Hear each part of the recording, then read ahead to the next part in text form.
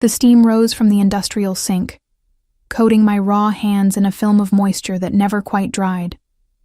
My fingertips had long since wrinkled into soft ridges, my nails brittle from the harsh chemicals we used to sanitize the endless parade of plates, glasses, and silverware that cycled through the casino's kitchen. I tucked a strand of hair behind my ear with my forearm, careful not to touch my face with my soap-slick hands. "Martinez, we need more champagne flutes for the high rollers room," barked Jerome, the floor manager who never bothered to learn my first name. "ASAP." "Yes, sir," I replied, reaching for the special rack where we kept the crystal. "My name is Elise," I wanted to say. "I've worked here for 7 months."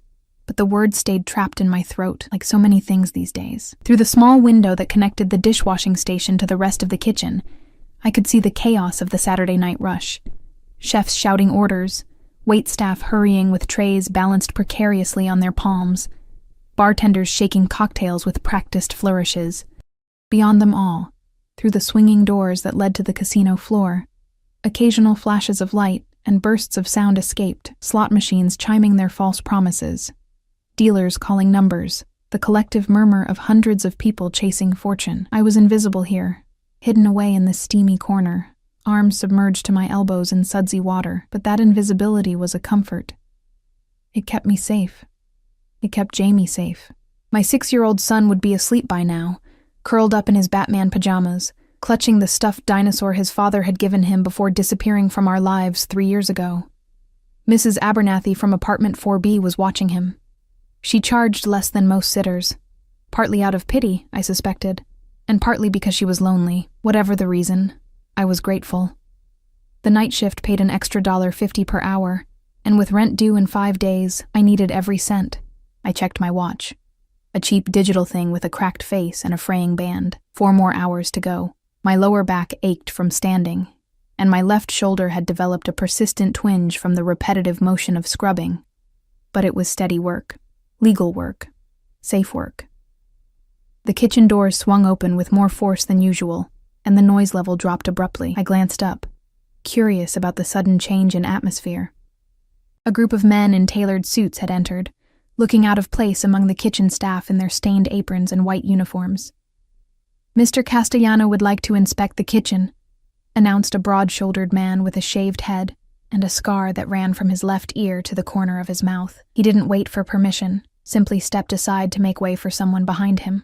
The name registered vaguely in my mind. Castellano.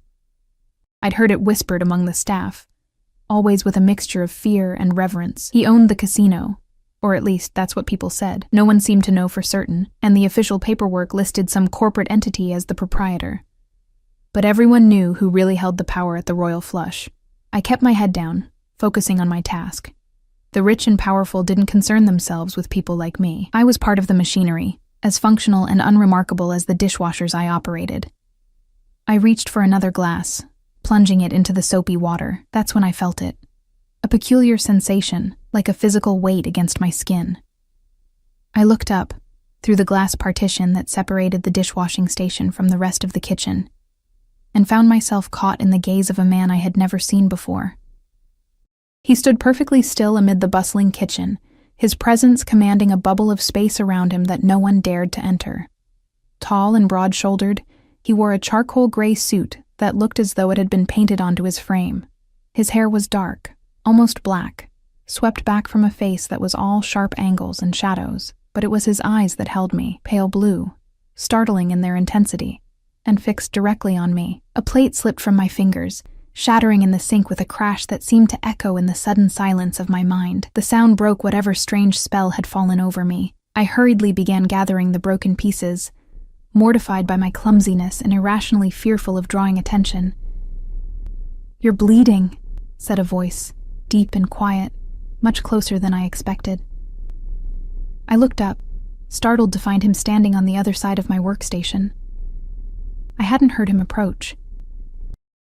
The other men in suits had formed a loose semicircle a few paces behind him, their expressions impassive, their eyes constantly scanning the room. I glanced down at my hand and saw a thin line of red welling up from my palm, where a shard of porcelain had sliced the skin. "It's nothing," I murmured, reaching for a clean towel. He didn't respond, but his eyes hadn't left my face. They moved now, taking in the damp wisps of hair that had escaped my ponytail, the tired shadows beneath my eyes, the faded uniform that hung loose on my frame. I fought the urge to shrink away from his scrutiny, to hide my chapped hands and the cheap watch that proclaimed my poverty as clearly as a neon sign. "Your name?" he asked, the question so quiet it might have been meant only for me, despite the audience of kitchen staff pretending not to watch our exchange. "Elise," I answered, surprised into honesty by the directness of his gaze. "Elise Martinez." Something flickered across his face. Recognition, perhaps, or interest, but it was gone before I could identify it. He extended his hand, not in greeting but palm up, an unmistakable command. "Let me see." I hesitated, aware of the eyes on us, of the power imbalance that yawned between us like a chasm, but there was something in his manner that made refusal seem impossible. Slowly, I placed my injured hand in his. His fingers were warm and dry against my damp skin, his touch surprisingly gentle as he examined the cut. "This needs attention," he stated. "Not a suggestion, but a fact. I have a first aid kit," offered Jerome, materializing at the man's elbow, eager to be of service. "We can take care of it right away, Mr. Castellano." So this was Castellano. The name fit him somehow, elegant and hard, with an edge of danger. He didn't acknowledge Jerome's offer, his eyes still fixed on my face with an intensity that made my pulse quicken. "Have it brought to my office," he said, and it took me a moment to realize he was speaking to one of the men behind him, not to me or Jerome. "Along with Ms. Martinez." Panic flared in my chest. "I can't," I blurted out.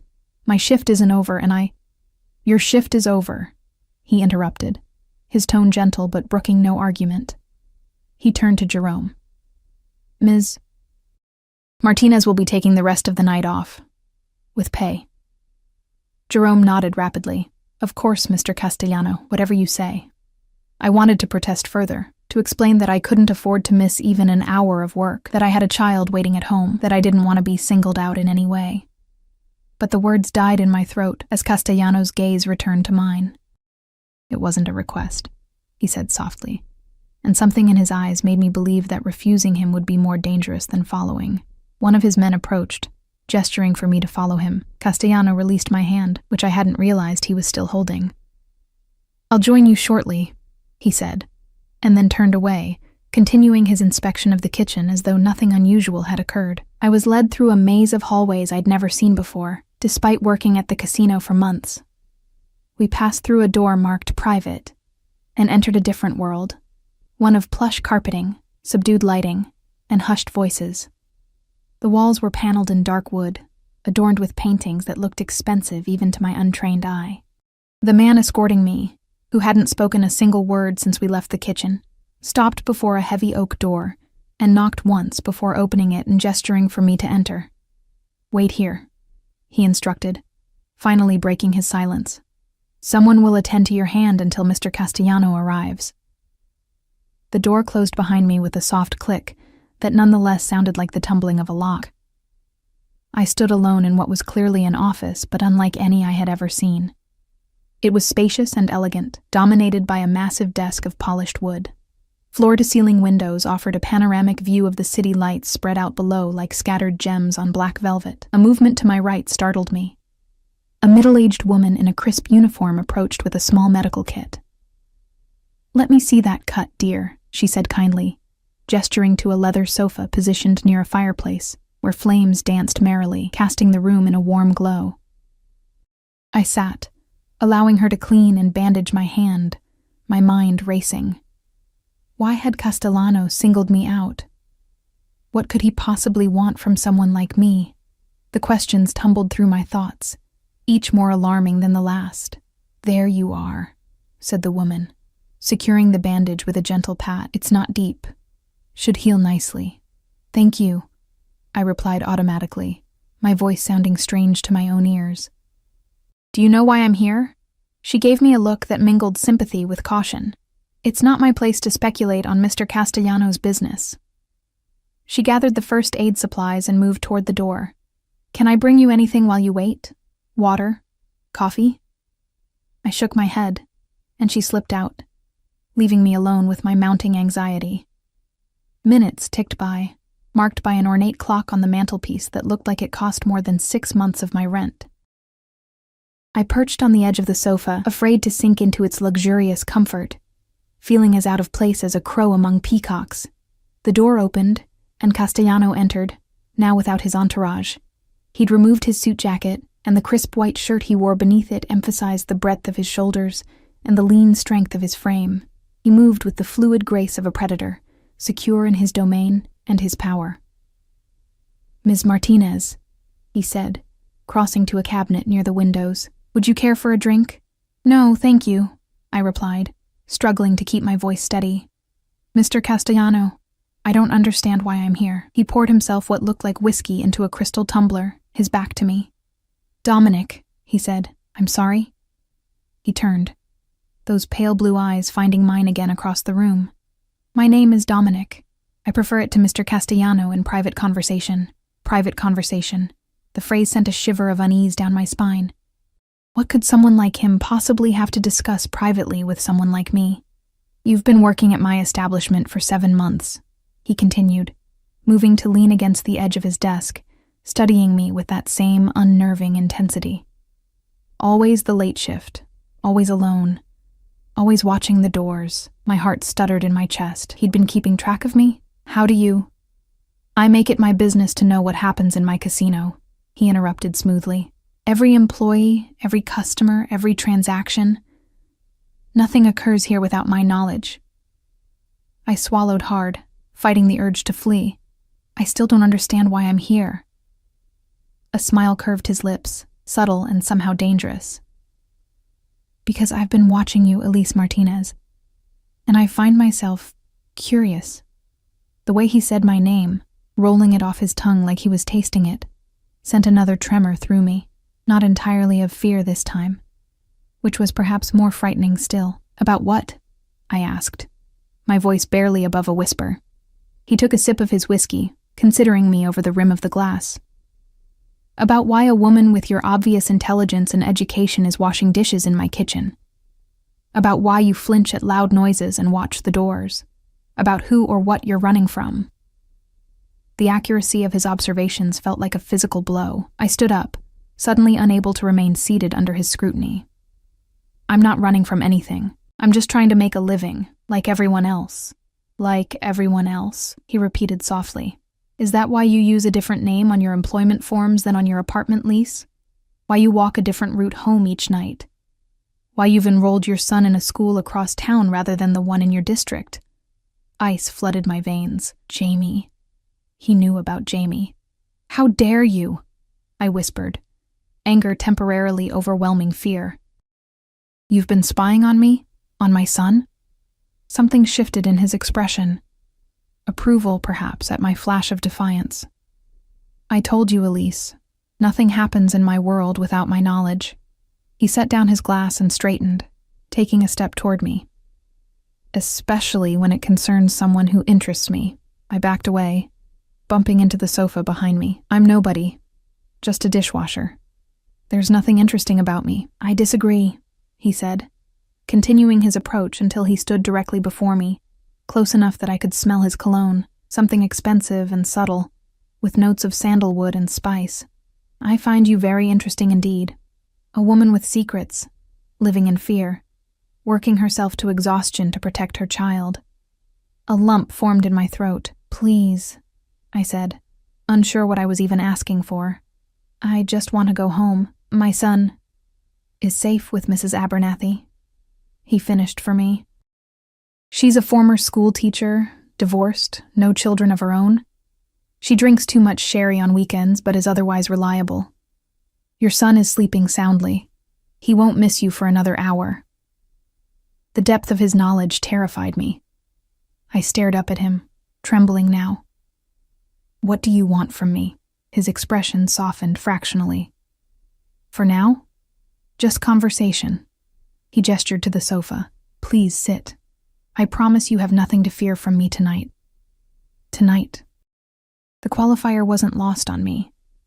Reluctantly, I sank back onto the sofa, and he took a seat in an armchair opposite me, maintaining a distance that should have been reassuring, but somehow wasn't. "You're in trouble," he stated, Not a question, but a certainty.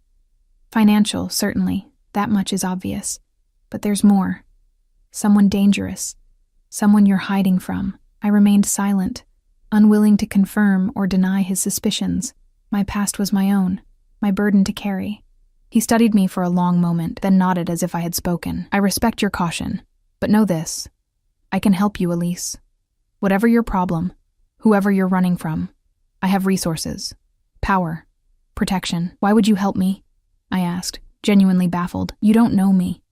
A slow smile spread across his face, transforming his features from merely handsome to devastatingly beautiful. Let's just say I've developed a personal interest. His words hung in the air between us, heavy with implication. A personal interest.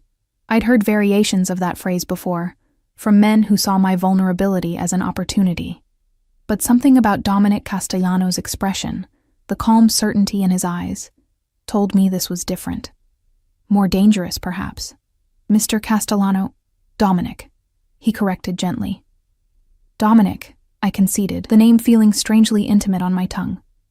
I appreciate your concern, but you don't know anything about my situation. Michael Reeves, he said, the name falling like a stone into still water. Former boyfriend, Jamie's father. 3 years ago, he stole money from his employer, a pharmaceutical distribution company that serves as a front for the Vasquez cartel, and disappeared. They believe you know where he is, where the money is. The blood drained from my face. I gripped the edge of the sofa, suddenly lightheaded. How could he possibly know? I'd never told anyone the truth, not even Mrs. Abernathy or my few acquaintances at work. I'd constructed an entirely different story, that Michael had simply abandoned us, a sadly common tale that raised few questions. I don't, I whispered, the denial automatic after so many years. I don't know anything. Dominic leaned forward, his elbows on his knees, those pale blue eyes boring into mine. The men who came looking for you in Seattle weren't convinced, nor were the ones in Portland 3 months later. That's why you moved again, why you're here now, working under your mother's maiden name, living in a building without security cameras, paying cash whenever possible. My throat constricted. The walls seemed to close in around me, the luxurious office suddenly as confining as a cell. How do you know all this? A slight shrug lifted his shoulders. As I said, I have resources. He rose and moved to the windows, looking out over the glittering city. The Vasquez organization has been trying to expand into my territory for the past year. They're careless, brutal. They lack finesse. I said nothing, trying to process the implications of his words. Territory. His territory. The rumors about Dominic Castellano suddenly crystallized into certainty. You're not just a businessman, I said quietly. He turned, a faint smile playing at the corners of his mouth. I'm many things, Elise. A businessman is certainly one of them. You're like them, I continued, the truth dawning with terrifying clarity. The people Michael stole from, you're the same. Something hardened in his expression. I am nothing like them, he said, his voice dropping to a dangerous softness. The Vasquez cartel butchers innocents to send messages. They traffic children. They poison communities with impure products cut with lethal chemicals. He shook his head once, decisive. No, we are not the same. The distinction seemed academic to me. One criminal organization versus another. Different methods, perhaps, but the same fundamental disregard for law and morality. I should go, I said, rising on unsteady legs. Thank you for attending to my hand, and for the information. But I need to get home to my son. He made no move to stop me, watching with that unsettling intensity as I edged toward the door. The Vasquez cartel has traced you to Las Vegas, he said quietly. They have people at the airport, the bus station. They're methodically searching every hotel, restaurant, and casino in the city. I froze, my hand on the doorknob. How do you know that? I told you. I have resources. He moved closer, his steps silent on the plush carpet. It's only a matter of time before they find you, Elise. Days, at most. Terror clawed at my chest, making it difficult to breathe. After 3 years of running, of constantly looking over my shoulder, of waking in the night drenched in sweat from nightmares where Jamie was taken from me, To hear that they were close again was almost more than I could bear. "I'll leave tonight," I said, mind already racing through the meager options available to me. I had a small emergency fund hidden in my apartment, barely enough for bus tickets and a few days' expenses. We could go to Reno, or maybe Salt Lake City. Start over again. Another name, another dingy apartment, another job where I was invisible. "Running won't save you this time," Dominic said, now standing close enough that I could feel the heat radiating from his body. "They're better organized than before, more desperate. The man Michael stole from has lost standing within the organization. He needs to recover the money, or make an example of those he believes helped hide it."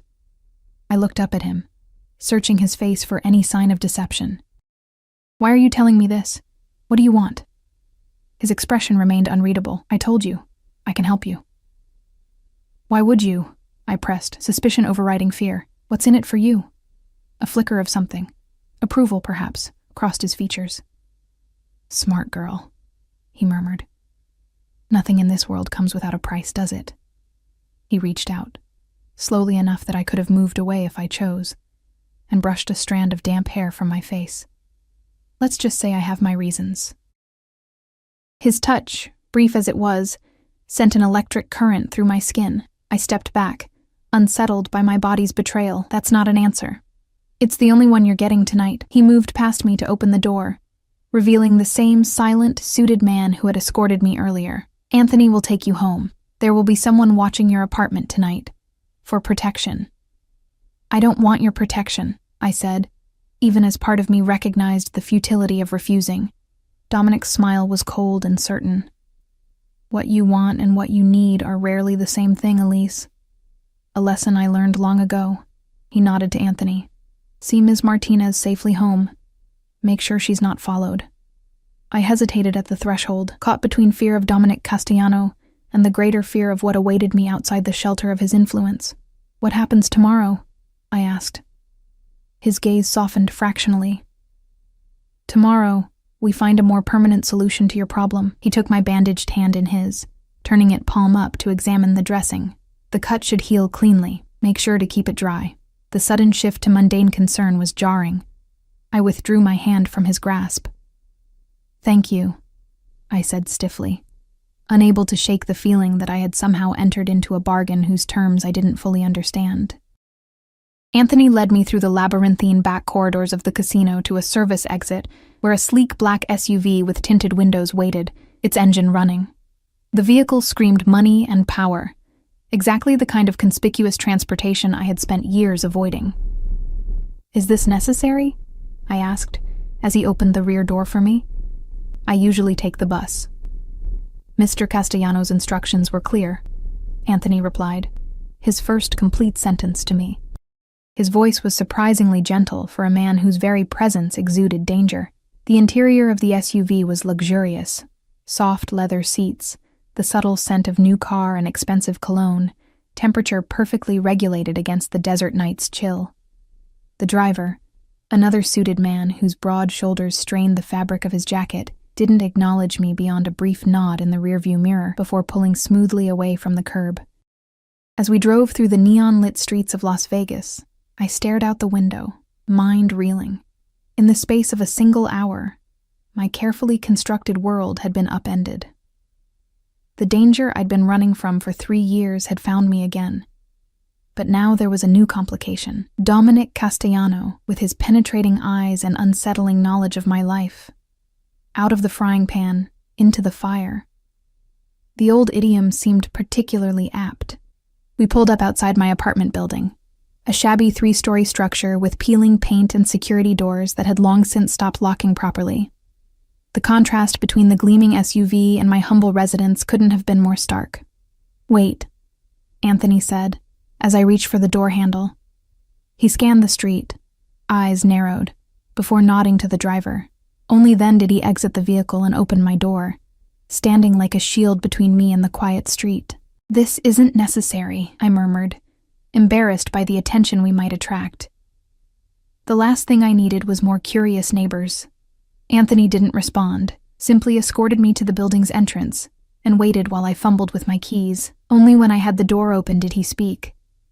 "There will be someone outside all night," he said. "Don't be alarmed if you notice a car or two. They're with us." He handed me a small card with a single number printed on it. "If you need anything at all, call this number. It's a direct line. Someone will answer, regardless of the hour." I took the card reflexively, slipping it into my pocket. "Thank you," I said, unsure what else to offer. Anthony nodded once and returned to the SUV, leaving me to enter the building alone. I climbed the 2 flights of stairs to my apartment, each step heavier than the last as exhaustion and anxiety warred within me. "Mrs. Abernathy" answered my soft knock immediately, her kind face creased with concern. "You're home early, dear," she said, ushering me inside. "Is everything all right? You look pale." "I'm fine," I lied, summoning a smile that felt brittle even to me, "just not feeling well. They let me off early." She didn't look convinced but was too polite to press. "Jamie's been sleeping soundly, not a peep." She gathered her cardigan and purse. "Should I come by tomorrow as usual?" Tomorrow. What would tomorrow bring? Dominic had promised a permanent solution to my problems, whatever that might entail, but for now I needed normalcy, at least for Jamie's sake. "Yes, please," I said, same time. After seeing Mrs. Abernathy out, I locked the door and slid the chain into place, a flimsy barrier that would do little against anyone truly determined to enter, but provided the illusion of security. I checked the windows next, ensuring they were secure, before finally allowing myself to sink onto the worn sofa. The events of the evening played through my mind like a fever dream. Dominic Castellano, the revelation that he knew my secrets. The Vasquez cartel closing in. It was too much to process, too overwhelming to face. I pushed myself up and moved quietly to Jamie's room, needing the comfort of seeing him safe and peaceful. He slept as Mrs. Abernathy had said, one arm flung above his head, the other clutching his dinosaur. His dark lashes cast shadows on his cheeks, and his breathing came in soft, even puffs. My beautiful boy, the only good thing to come from my relationship with Michael. The only thing that mattered. I knelt beside his bed, gently brushing his hair, so like his father's, from his forehead. "I'll keep you safe," I whispered. "Whatever it takes." The words hung in the still air of the bedroom, a vow and a premonition, whatever it takes, even if it meant accepting help from a man like Dominic Castellano. Even if the price of that help was something I couldn't afford to pay? I had no answers, only the bone-deep certainty that I would do anything, to protect my son. Exhausted beyond measure, I showered quickly, washing away the scent of industrial detergent and, absurdly, trying to erase the lingering sensation of Dominic's touch on my skin. As I changed into an oversized t-shirt and cotton shorts that served as pajamas, I caught sight of my reflection in the bathroom mirror. Pale face, shadows beneath my eyes, damp hair curling around my shoulders. I looked frightened, vulnerable. Exactly the kind of woman who would attract a predator like Dominic Castellano. Because that's what he was, beneath the expensive suit and cultured manner. A predator. A man who saw something he wanted and took it, regardless of laws or morality. The only question was, what did he want from me? I turned away from my reflection and its unanswerable questions. Sleep. I needed sleep. Tomorrow would bring its own challenges, its own decisions. For tonight, at least, Jamie and I were safe. As I slipped beneath the thin blankets of my bed, I found myself listening for sounds outside my window. Cars passing, voices, anything that might signal danger. Instead, there was only the usual ambient noise of the city at night, and beneath that, an unusual silence where my anxiety should have been, the knowledge that someone was watching over us, even if that someone answered to Dominic Castellano, provided a strange comfort I hadn't felt in years. Just before sleep claimed me, my thoughts drifted to pale blue eyes and the touch of warm fingers against my skin. Dangerous thoughts, foolish thoughts. But in the darkness of my bedroom, with danger pressing in from all sides, I allowed myself the momentary weakness of remembering how it felt to be seen. Truly seen. For the first time in years. Morning came too soon, sunlight filtering through the thin curtains and painting stripes across my bed. For a blissful moment, I existed in the space between sleep and wakefulness, free from fear and memory. Then reality crashed back, Dominic Castellano, the Vasquez cartel, danger closing in from all sides. I sat up, pushing tangled hair from my face. The digital clock on my nightstand read 7:15. Jamie would be awake soon, hungry and full of 6-year-old energy. School day routine. Normal life. The juxtaposition of mundane morning rituals against the shadow of what had happened last night seemed absurd, almost laughable. The sound of movement in the kitchen jolted me fully awake. I froze, heart hammering against my ribs. Jamie was too short to reach the cupboards, and he knew better than to use the stove unsupervised. Someone was in our apartment. I slipped from bed, scanning the room for a weapon. The baseball bat I kept under the bed, a concession to living in a neighborhood where police response times averaged 20 minutes, felt reassuring in my grip as I crept toward the bedroom door. "Good morning, Ms. Martinez," called a female voice, unfamiliar but calm. "Please don't be alarmed. Mr. Castellano sent me." I hesitated, bat still raised. "Who are you? How did you get in?" "My name is Nina. I'm here to help with your son while you and Mr. Castellano handle your situation." As for how I got in, there was a pause, and I could almost hear the shrug in her voice. Locks aren't really an obstacle in my line of work. I lowered the bat slightly and peered around the doorframe. A woman stood in my kitchen, arranging what appeared to be fresh pastries on a plate. She was tall and athletically built, with dark hair pulled into a severe ponytail. Despite her casual clothing, jeans and a simple blouse, there was nothing casual about her watchful posture or the alert eyes that assessed me from across the room. "Mr. Castellano had no right to send anyone into my home," I said, clinging to indignation because it was preferable to fear. "Especially not around my son." Nina's expression remained neutral. "Your security concerns outweigh conventional etiquette, Mr. Castellano has information suggesting the Vasquez people have narrowed their search. This building is being watched, not just by us." She gestured to the plate of pastries. "I brought breakfast. There's coffee too. Mr. Castellano will be here at 9 to discuss your options." The matter-of-fact way she delivered this information, as though armed criminals watching my apartment and mafia bosses scheduling morning meetings were perfectly normal, left me momentarily speechless. "Mommy?" Jamie's sleepy voice came from behind me. I turned to find him rubbing his eyes, dinosaur clutched to his chest. "I'm hungry," I forced a smile, quickly setting the bat aside. "Good morning, sunshine." I was just about to make breakfast. I threw a warning glance at Nina, silently pleading for discretion. She seemed to understand, her severe expression softening as she looked at Jamie. "You must be the famous Jamie," she said, her voice gentler than I would have expected. "I heard you like dinosaurs. That's a nice one you have there." Jamie regarded her suspiciously, edging closer to me. "Who are you?" "This is Nina," I explained, placing a protective hand on his shoulder. "She's a friend who stopped by for breakfast, with donuts," Nina added, lifting the plate slightly. "And chocolate milk if your mom says it's okay." Jamie's eyes widened, his natural caution warring with 6-year-old desire for forbidden treats. "Can I have chocolate milk, Mom, please?"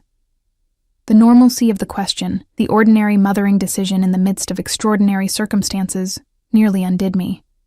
I swallowed hard against the lump in my throat. "Just this once," I agreed. "Why don't you go wash up first?" Once Jamie had scampered off to the bathroom, I turned back to Nina. "I don't know what Dominic told you, but I don't need a babysitter, for me or my son." Nina met my gaze evenly. "2 men have been watching this building since 4 a.m. They match the description of known Vasquez associates. A third joined them about an hour ago. So no, Ms. Martinez, you don't need a babysitter. You need protection." She poured coffee into a chipped mug and held it out to me. "Cream? Sugar?" I took the mug mechanically, my hands suddenly unsteady. "Black is fine," I murmured, trying to process this new information. They had found me already. They were outside, watching, waiting. "Mr. Castellano has a plan," Nina continued, her voice low as Jamie's footsteps pattered back toward us. "But you need to be ready to move quickly. Pack only essentials. 1 small bag each." "Move?" I echoed. "Move where?" Nina's eyes flicked to Jamie as he re-entered the room, and she smoothly transitioned to a smile. "Those are some awesome pajamas," she told him, setting a glass of chocolate milk on the table. Batman is my favorite too. While Jamie happily dug into a chocolate-filled pastry, heedless of the tension simmering in the room, Nina handed me a small envelope. Inside was a note written in elegant, masculine script. Be ready at 9. Bring only what you can carry. Everything else can be replaced. Everything except you and the boy, D. I folded the note and slipped it into my pocket, mind racing. Leave? Today, with Dominic Castellano? The idea seemed ludicrous, dangerous in ways I couldn't even fully articulate. And yet, what choice did I have? The Vasquez cartel had found me, again. And this time, they were closer than ever. I need to get Jamie ready for school, I said, more to myself than to Nina. She shook her head once, decisive. No school today. It's not safe. Jamie looked up, face smeared with chocolate. No school? His expression brightened with the universal joy of unexpected freedom. Can we go to the park instead? Not today, buddy, I said, forcing a light tone. We're going on a little trip, like a vacation? He asked, excitement building. I nodded, not trusting my voice for more. A vacation, or an escape, or possibly walking straight from one danger into another. The next hour passed in a blur of activity. I helped Jamie dress, and then packed his favorite toys, a few changes of clothes, and his beloved dinosaur into his Batman backpack. My own packing was equally sparse. Practical clothing, toiletries, the emergency cash from its hiding place behind the loose baseboard in my closet. The envelope contained just over $2,000, all that remained of my last 3 paychecks, saved penny by penny for exactly this kind of emergency. Not enough to start over again, not really. Not with the Vasquez cartel so close. At precisely 8:45, Nina's phone chimed with a message. She checked it and nodded to me. Time to go, she said, all business now. Stay close to me. Don't stop for anything. Where are we? I began. But she cut me off with a sharp gesture. No questions. Not now. She crouched to Jamie's level, her expression serious but kind. Jamie, we're going to play a game, okay? It's called Secret Agents. We need to be very quiet and do exactly as I say. Can you do that? Jamie nodded solemnly, thrilled to be included in adult matters. I can be quiet, he whispered, already playing his part. Nina led us not to the front door, but to the fire escape outside my bedroom window, this way, she said, sliding the window open with practiced ease, quickly now. I hesitated, struck by the finality of the moment. 3 years in this tiny apartment, it wasn't much. The pipes groaned, the heating was unreliable, and the neighbors sometimes fought loudly at 3 a.m, but it had been our refuge, our home. Ms. Martinez, Nina prompted, her tone gentle but urgent. We need to go. I nodded, helping Jamie through the window first, then following with our 2 small bags. The metal of the fire escape was already warm in the morning sun as we descended, moving as quietly as possible. At the bottom, instead of dropping to the alley below, Nina guided us through a service door into the adjacent building. We navigated a maze of corridors, emerging finally into what appeared to be an underground parking garage. A black SUV identical to the one from last night idled near the exit, engine running. The rear door opened as we approached, and I found myself looking into those now familiar pale blue eyes. Dominic Castellano sat in the back seat, impeccably dressed in another bespoke suit, this one navy blue. He extended a hand to Jamie. You must be the dinosaur expert I've heard about, he said, his deep voice warm with genuine interest. I'm Dominic. Your mother and I are friends. Jamie glanced at me, seeking permission. At my nod, he took Dominic's hand with surprising confidence. I'm Jamie. I know all about the Jurassic period. That's when the biggest dinosaurs lived. Is that so? Dominic replied, helping him into the vehicle. Perhaps you can teach me about them during our trip. I climbed in after Jamie, hyper-aware of Dominic's proximity as I settled onto the leather seat. Nina closed the door behind us and moved to the front passenger seat, exchanging quiet words with the driver. Anthony, I realized, recognizing his broad shoulders and closely cropped hair. The men watching your apartment? Dominic asked Nina. Dealt with, she replied cryptically. They won't be reporting back anytime soon. I glanced sharply at her, then at Dominic. What does that mean? Did you... I stopped, aware of Jamie's curious ears beside me. Dominic's expression revealed nothing. It means we have some time before the Vasquez organization realizes they've lost track of you. Again. He turned his attention to Jamie, who was watching the exchange with undisguised interest. I hear you like Batman. I always preferred Superman myself. Just like that, he redirected the conversation, engaging Jamie in an animated debate about superheroes that lasted as we pulled smoothly away from the curb and merged into morning traffic. I watched my son, normally shy with strangers, chatting comfortably with one of the most dangerous men in Las Vegas, and felt reality slipping further away with each passing minute. Where are we going? I asked, when there was a lull in their conversation. Dominic glanced at me, something unreadable flickering in his eyes. Somewhere safe. A property of mine outside the city. For how long? As long as necessary. The vagueness of his answer heightened my anxiety. I have work tonight. I can't just disappear. A faint smile curved his lips. Your employment at the casino has been terminated. With a generous severance package, of course. You can't just... I began, then stopped, recognizing the futility of the protest. Of course he could. He owned the casino. He apparently owned much more than that. Your financial concerns are being addressed, Elise, he said quietly, his tone suggesting the matter was closed. For now, focus on keeping yourself and Jamie safe. The use of my son's name sent a chill through me. The casual familiarity, the easy way he had insinuated himself into our lives in the span of less than 12 hours. It was calculated, I was certain.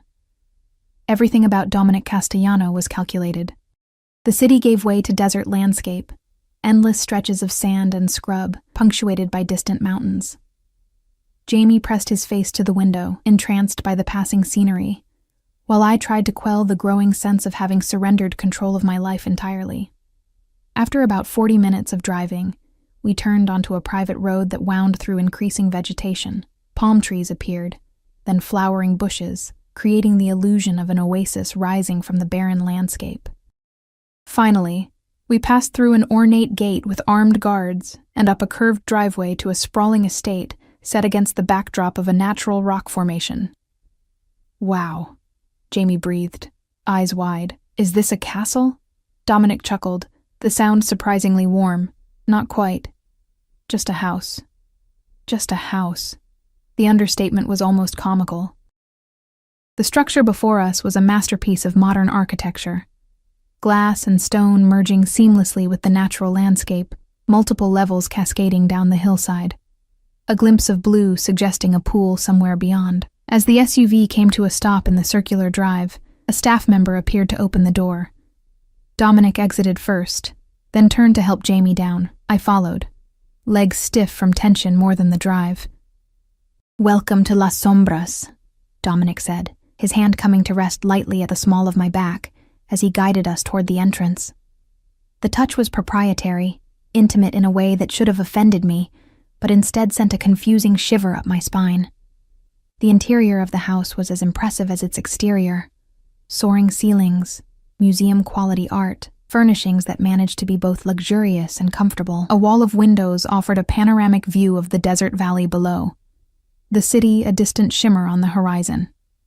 Maria will show you to your rooms, Dominic said, gesturing to a middle-aged woman with a kind face who had appeared silently at his side. I've taken the liberty of having some appropriate clothing and necessities provided, but if there's anything specific you need, please don't hesitate to ask.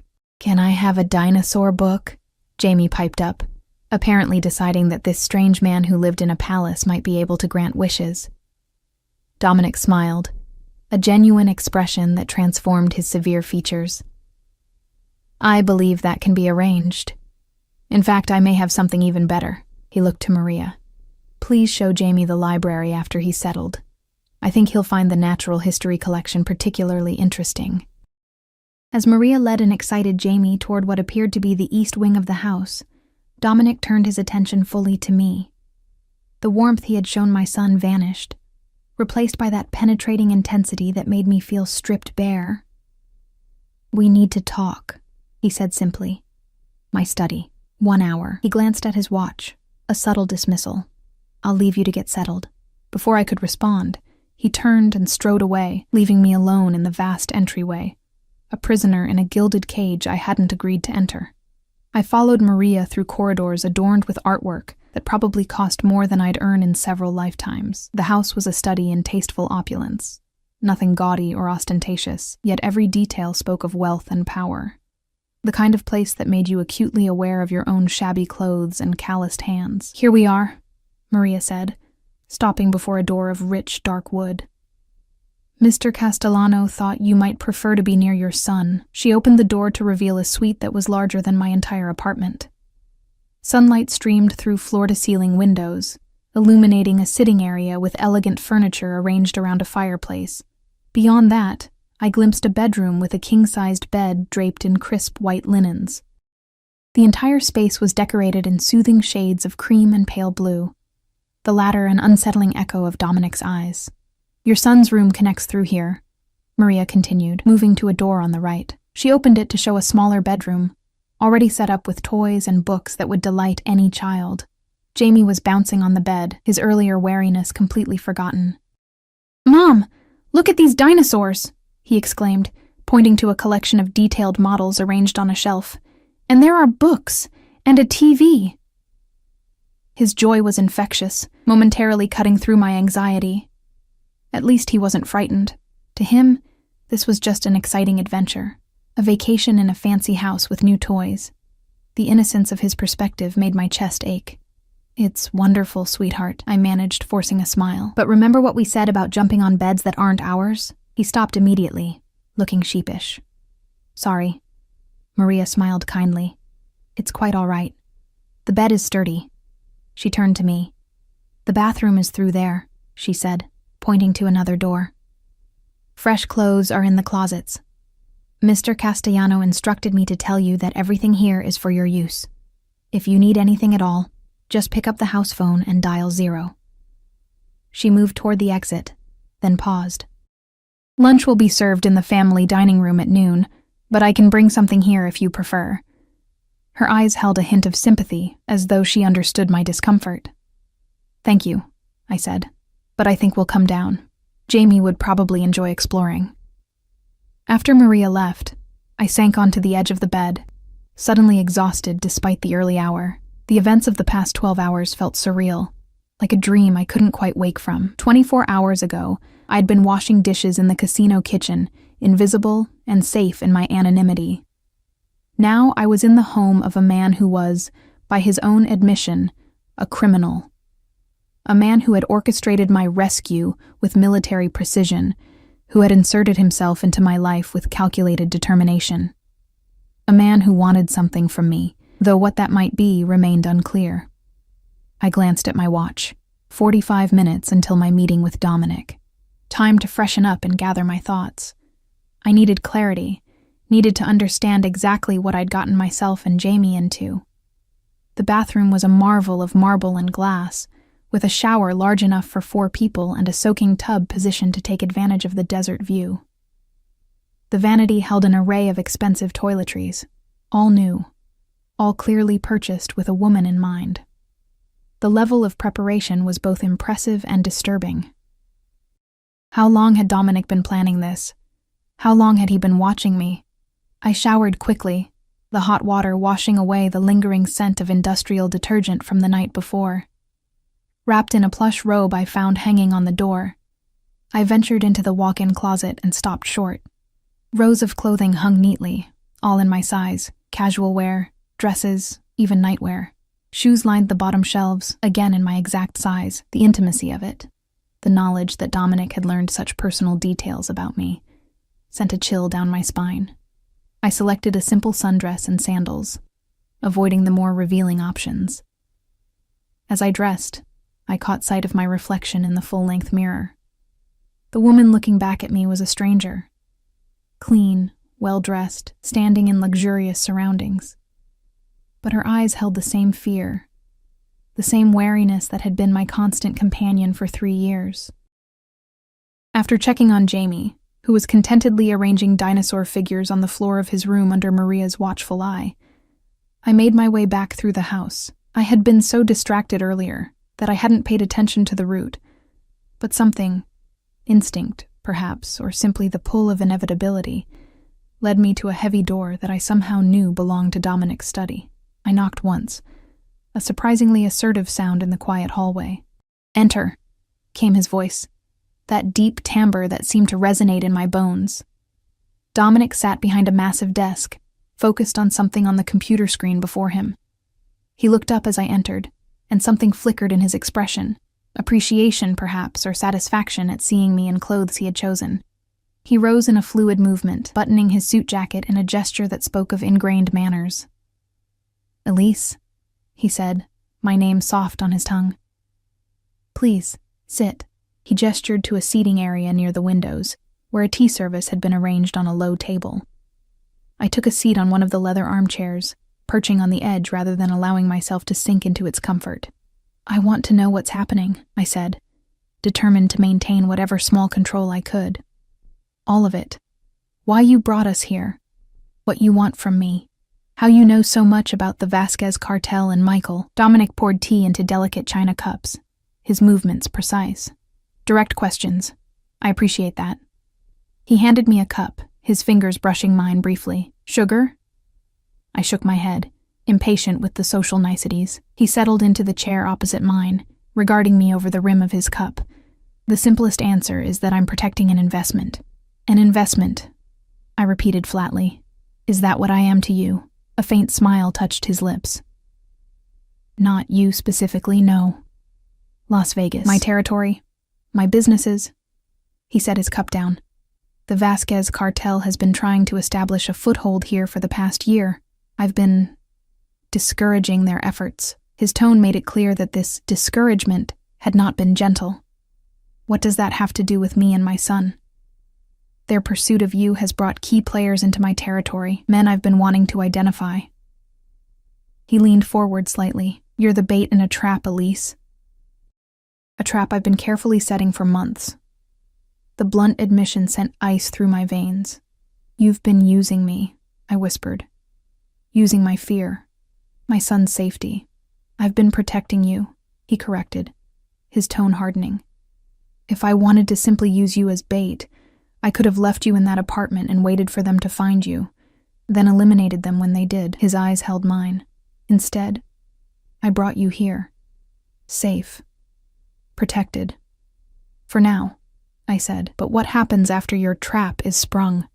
What happens to Jamie and me then?" Dominic was silent for a moment, studying me with that unsettling intensity. "That depends," he finally said, "on what you choose." "What I choose," I laughed, the sound hollow even to my own ears. "What choice do I have? I'm here, in your house, dependent on your protection. That's not exactly a position of freedom." "You're more free than you've been in 3 years, he countered. "Free from constantly looking over your shoulder. Free from working your fingers to the bone for minimum wage. Free from living in fear." The accuracy of his assessment stung. "Only because I've traded one captor for another." Something dangerous flashed in his eyes. "I am not your captor, Elise. I'm offering you a solution, a permanent one." "What kind of solution?" I asked, wary of the shift in his demeanor. Dominic rose and moved to the window, looking out over the desert landscape. "The Vasquez organization believes you know where Michael hid the money he stole. $5 million. He turned back to me. "Do you?" The question I had been asked countless times by countless threats. The question I had always denied knowing the answer to. "No," I said, the familiar lie rolling off my tongue. Dominic's expression didn't change. "I don't believe you." Fear spiked through me. "It's the truth. Michael never told me anything. He just disappeared. Left me to deal with the consequences." Dominic returned to his chair, movements languid but with that underlying tension that reminded me of a predator restraining itself. "The night before he disappeared, Michael transferred $20,000 into an account in your name, an account you emptied the same day he vanished." His gaze was relentless. "You knew he was planning to run. You helped him. My heart hammered against my ribs. How could he possibly know about that account? I had closed it years ago, withdrawn the money in cash. Used it to flee with Jamie when the Vasquez men first came looking. I didn't know what he'd done, I said, clinging to the partial truth. He told me he'd gotten a bonus, that we were going to take a trip. I swallowed hard. The next morning he was gone. No note, no explanation. Then those men came asking about money, about Michael. I took Jamie and ran. Dominic studied me for what felt like an eternity, his expression unreadable. Let's assume, for the moment, that I believe you, he finally said, though his tone suggested he didn't. The fact remains that the Vasquez cartel believes otherwise. They will never stop hunting you, Elise, not until they recover their money or extract what they believe is appropriate vengeance. I closed my eyes briefly, the weight of that truth settling on my shoulders like a physical burden. So what's your solution? Keep us prisoner here forever? Not a prison, he said softly. A sanctuary, protection, for as long as you need it. He leaned forward, those pale eyes capturing mine, in exchange for your loyalty. My loyalty, I repeated, the word heavy with implication. What exactly does that entail? The smile that curved his lips then was predatory, possessive. You're an intelligent woman, Elise. I think you understand perfectly what I'm offering. And I did. Protection. Security. A life of luxury for myself and my son. All in exchange for becoming Dominic Castellanos. What? Mistress? Property? And if I refuse? I asked, voice barely above a whisper. I would never force you to stay, he said, and I almost believed him. But I wouldn't recommend leaving either. Not with the Vasquez cartel still hunting you. A gilded cage was still a cage, no matter how he dressed it up in talk of choices and sanctuary. I need time, I said, rising from my chair. To think. To understand what this means for Jamie and me.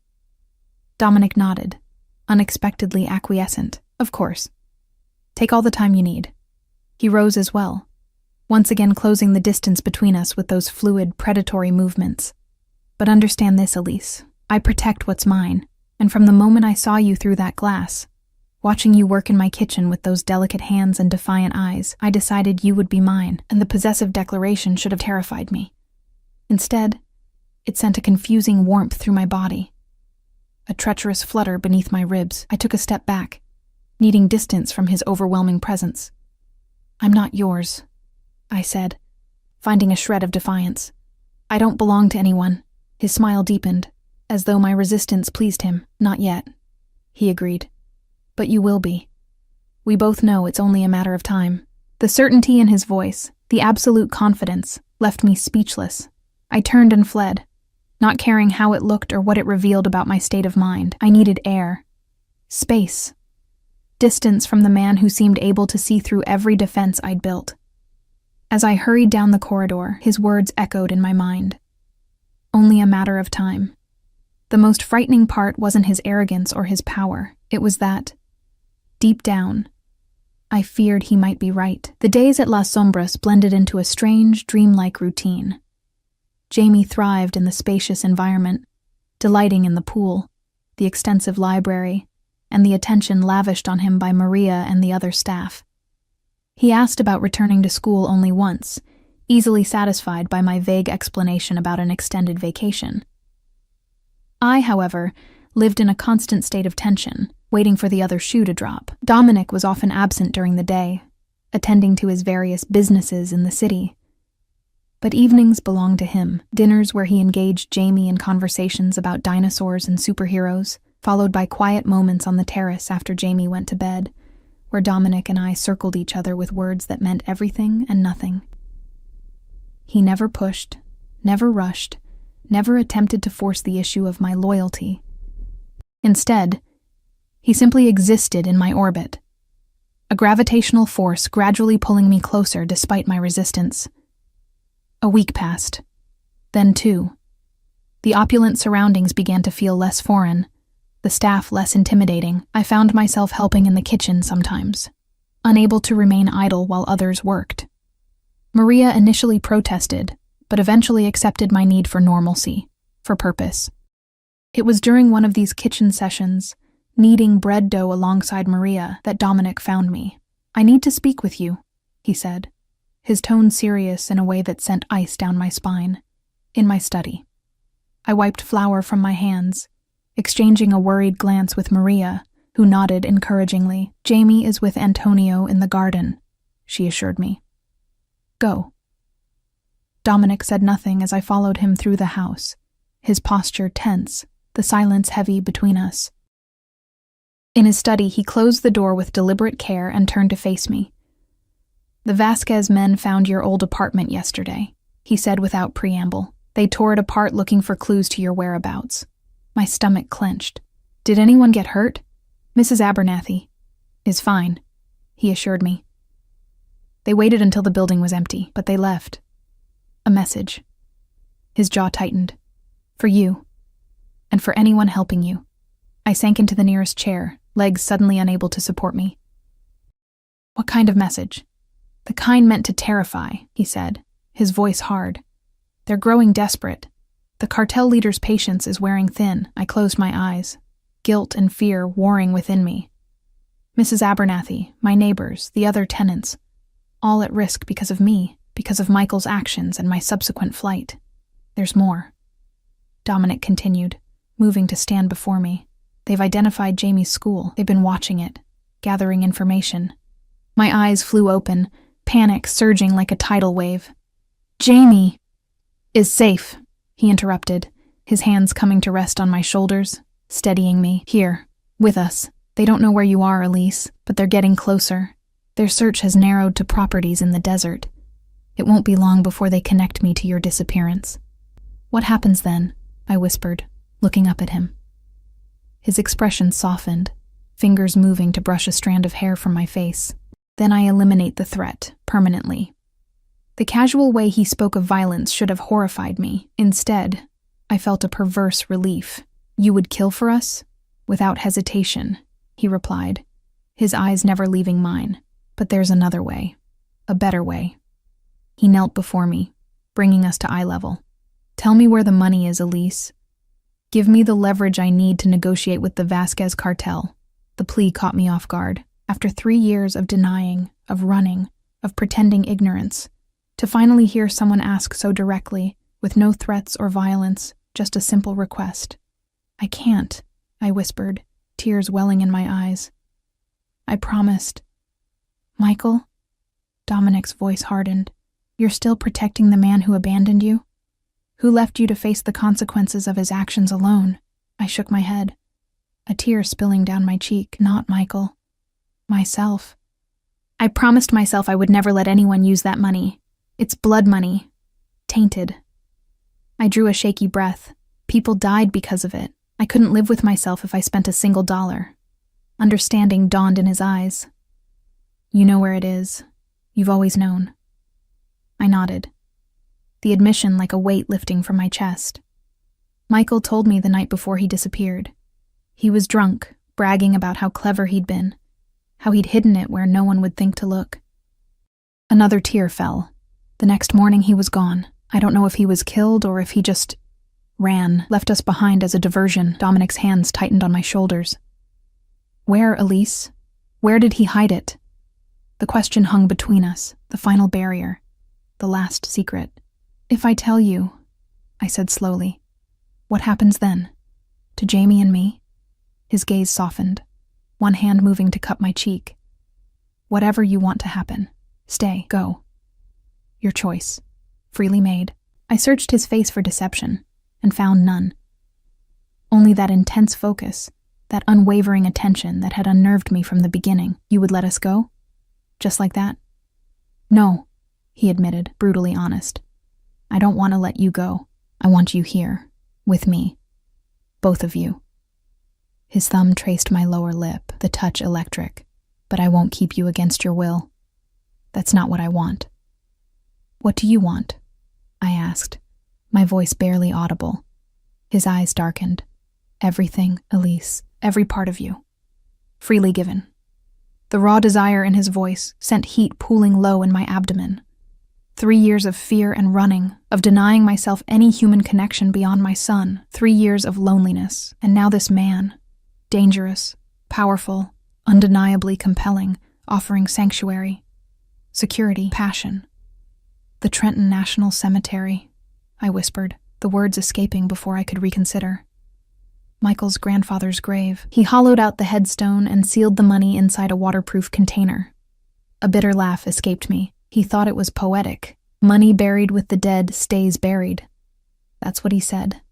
Dominic stared at me for a long moment, surprise evident in his expression. Of all the places, he shook his head slightly, desecrating his own family's grave. The man had no honor. No, I agreed softly. He didn't. Dominic rose in a fluid movement, reaching for his phone. Anthony, he said after a moment, I need a team ready. We're going to Trenton. His eyes never left mine as he gave detailed instructions, his free hand still cupping my face, thumb gently wiping away the tears that continued to fall. When he ended the call, he pulled me to my feet and into his arms. I went willingly, the last of my resistance crumbling as his warmth enveloped me. You've carried this alone for too long, he murmured into my hair. No more, Elise. You're not alone anymore. I allowed myself to lean into him, to draw strength from his solid presence. What happens now? He pulled back slightly to meet my gaze. I retrieve the money. I arrange a meeting with the Vasquez leadership. I return their money, with interest, on the condition that they leave Las Vegas. And you, alone, permanently. It sounded so simple, laid out in those confident terms. Will they agree? A cold smile curved his lips. They'll have little choice. 5 million isn't worth a war, especially when I make it clear what such a war would cost them. I believed him. In the weeks I'd spent in his home, I'd glimpsed the extent of his power, the loyalty he commanded, the resources at his disposal. Dominic Castellano was not a man to be crossed lightly. You're leaving, I said, suddenly realizing the implication of his phone call. When? Within the hour, he replied. The sooner this is resolved, the better. Fear clutched at my heart, not for myself this time, but for him. Is it dangerous? Something warm flickered in his eyes. Concerned for my safety, Elise? I looked away, unwilling to acknowledge how much the thought of him in danger affected me. Jamie would miss you, I said instead. His fingers gently turned my face back to his. Only Jamie? The question hung between us, demanding truth. No, I whispered. Not only Jamie. The admission changed something between us. A tangible shift in the atmosphere. Dominic's gaze dropped to my lips, his intent clear. I had a heartbeat to decide, to pull away, or to surrender to the connection that had been building since that first moment through the glass partition. I chose surrender. His lips met mine with unexpected gentleness, a contrast to the barely restrained power I always sensed in him. My hands found their way to his chest, feeling the steady, strong beat of his heart beneath expensive fabric. The kiss deepened, his arm tightening around my waist, drawing me flush against him.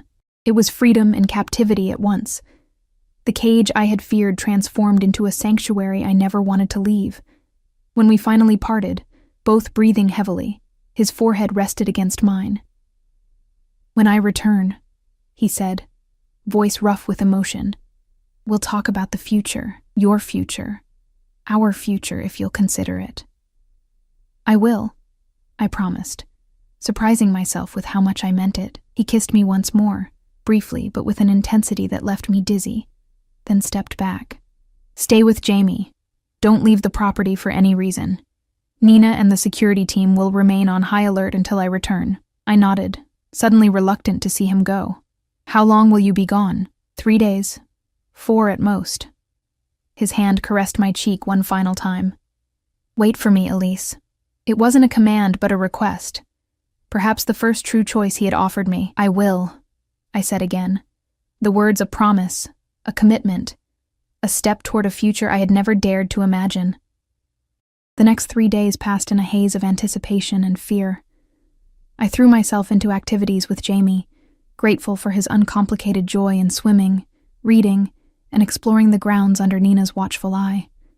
At night, I stood on the terrace, looking out over the desert, wondering where Dominic was, if he was safe, if he would return as promised. On the fourth day, as the sun began its descent toward the horizon, painting the sky in brilliant oranges and pinks, a helicopter appeared in the distance. Jamie, playing nearby, looked up with excitement. "Is that Mr. Dominic?" he asked, shielding his eyes against the glare. "I think it might be," I replied, heart quickening. We watched as the helicopter landed on the pad at the far end of the property. Minutes later, a familiar figure emerged, striding toward the house with that predatory grace I had come to recognize from any distance.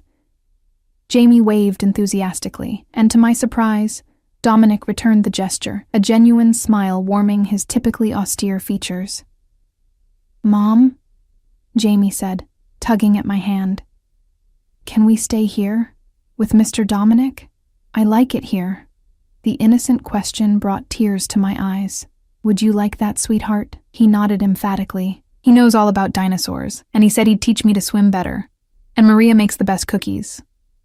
I laughed, a free, unburdened sound I hadn't heard from myself in years. "Those are all excellent reasons." Dominic reached us, his eyes finding mine immediately, a question in their pale depths. I smiled, extending my free hand, the one not clasped in Jamie's, toward him. He took it, his warm fingers entwining with mine. "Welcome home," I said softly. The words lingered in the desert air, a promise, a new beginning. The fear that had been my constant companion for 3 long years began to dissolve, replaced by something warm and hopeful. Not safety exactly. Life with Dominic Castellano would never be entirely safe. But protection. Belonging. Perhaps in time. Love. He raised our joined hands to his lips, pressing a kiss to my knuckles. "It's done," he said simply. "The Vasquez cartel has agreed to my terms. You're free, Elise. Truly free, for the first time in years. Free." The word echoed in my mind as I looked from Dominic to Jamie, who was bouncing excitedly beside me, eager to share his latest dinosaur discoveries. "We have a lot to talk about," I said, suddenly shy despite everything we'd shared. Dominic's smile deepened, a promise in his eyes that sent heat coursing through me. "We have all the time in the world," he assured me, his thumb tracing circles on my palm. All the time in the world. And for the first time in 3 years, I believed in tomorrow.